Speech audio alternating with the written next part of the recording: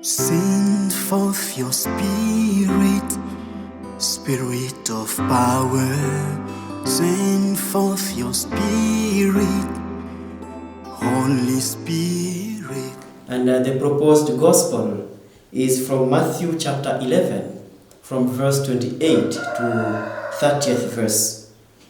And the main theme of today is all about the meaning of rest. What does it mean, rest?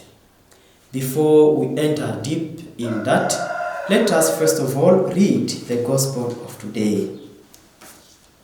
At that time, Jesus declared, "Come to me all who labor and are heavy laden, and I will give you rest.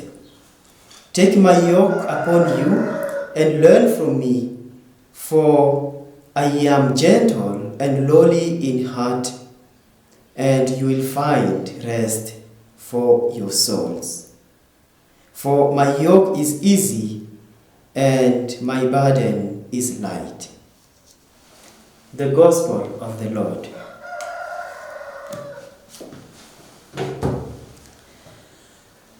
Dear brothers and sisters, from the Gospel we've just read, we can find two main parts. The first part is an invitation, and the second part is a recommendation.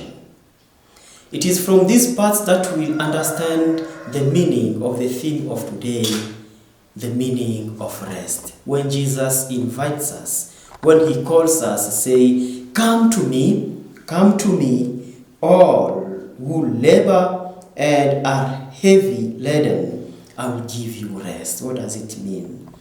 I had time to go back to the dictionary to look for the meaning of the word rest, and I find that rest is a relief from work or activity by sleeping. It means when you take a relief from your work or from your activity and you sleep, you are taking rest.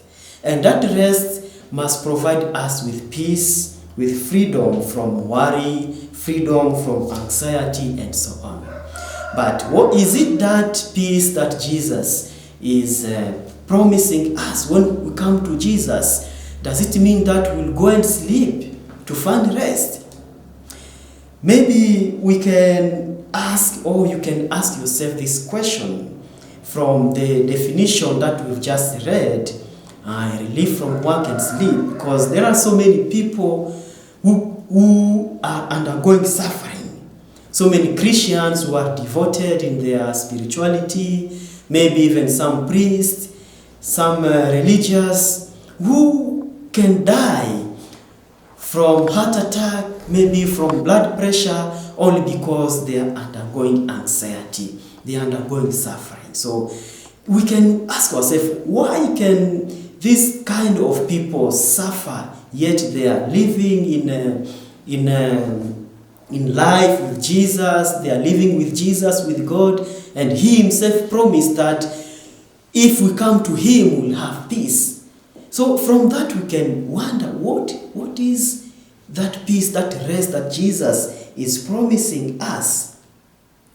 But to understand that better, we need to meditate upon the second part of this today's gospel, which is a recommendation. God gives us a recommendation.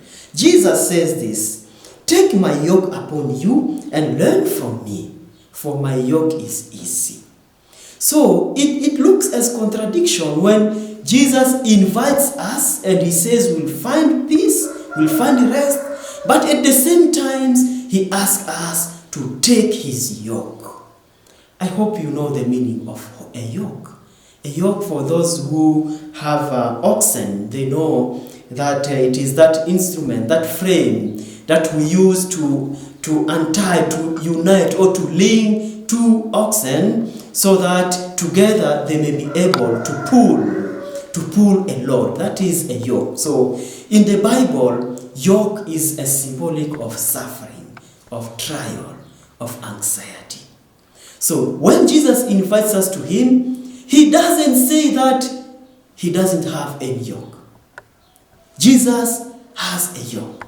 Jesus has a suffering. Jesus has an anxiety. And he invites us to come to him to take that suffering, to take that anxiety, to take that yoke. So, what kind of rest are we going to take when we come to Jesus? Jesus says this, my yoke is easy. My yoke is easy. We know that yoke are made by carpenters. And to make a yoke, the carpenter needs to take some measurements of the oxen that will be used so that that yoke may not tighten too much that oxen. So in this world as Christians, we must know that we must live with yoke. We must live with suffering. Because Jesus didn't say, come to me and I will remove your yoke. No. Come to me, I will remove your suffering. No. He didn't say that. So, when Jesus says that, when Jesus asks us to take his yoke, he's inviting us to take responsibility of our yoke, to take responsibility of our suffering. And we'll take that responsibility in making choice within yoke which is heavy and yoke which is light, which is easy. That is yoke made by Jesus.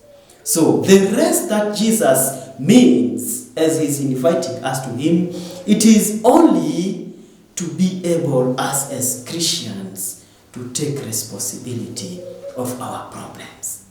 Jesus is not inviting us to avoid our problems, to run away from our problems, but he's inviting us to take responsibility of those problems. And also, when we choose his yoke, it means we accept to unite ourselves to him so that together with him we may be able to pull that load, that heavy load, which is making us suffer in our life. So, as we conclude, we can say that to come to Jesus is just to use his yoke, to join us to him so that together, joined to him, we may be able to pull the load of our various responsibilities as parents, as teacher, as whatever, when you are able to take responsibility of the problems which is from your ministry, your job, you are creating rest in your heart, in your life. Jesus is source of peace, of rest, and his yoke provides peace and rest.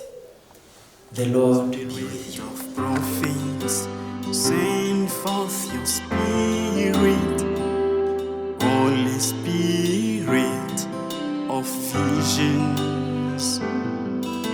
Send forth your spirit, spirit of fire. Send forth your spirit, Holy Spirit.